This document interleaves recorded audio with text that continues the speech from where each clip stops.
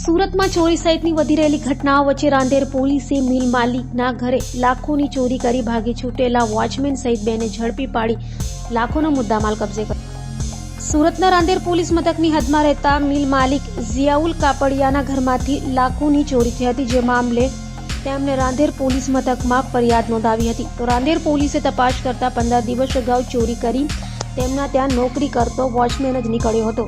રાંદેર પોલીસે વોચમેન અલ્તાફ શાહ ફકીરને પકડી પાડી પૂછપરછ કરતા તેણે જ ચોરીની કબૂલાત કરી હતી। વોચમેન અલ્તાફ શાહ ફકીરે તેના મિત્ર ઝકરિયા અંસારી સાથે મળી મિલ માલિક ઝિયાઉલ કપડિયાના ઘરમાંથી 35,05,000ની ચોરી કરી હતી, જે તમામ મુદ્દામાલ રાંદેર પોલીસે કબજે કરી આરોપીઓ વિરુદ્ધ કાયદેસરની કાર્યવાહી હાથ ધરી હતી।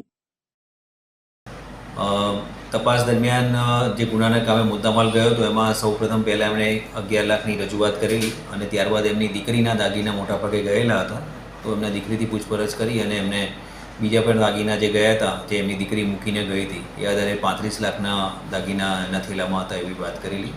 ગુનાના કામે જે આરોપી પકડાયા છે એણે પોતે અગાઉ પણ 10 દિવસ પહેલાં પણ ઘરમાંથી એ જે બે દાગીના ચોરી કરેલા અને એને એક ઈસમ મારફતે સહઆરોપી છે એના મારફતે વેચાણ કરેલું અને એમાં 17,50,000 રૂપિયા જેવો દાગીનાની કિંમત મળેલી।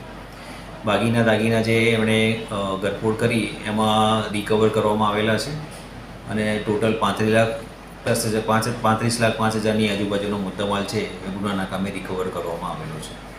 આરોપી નામ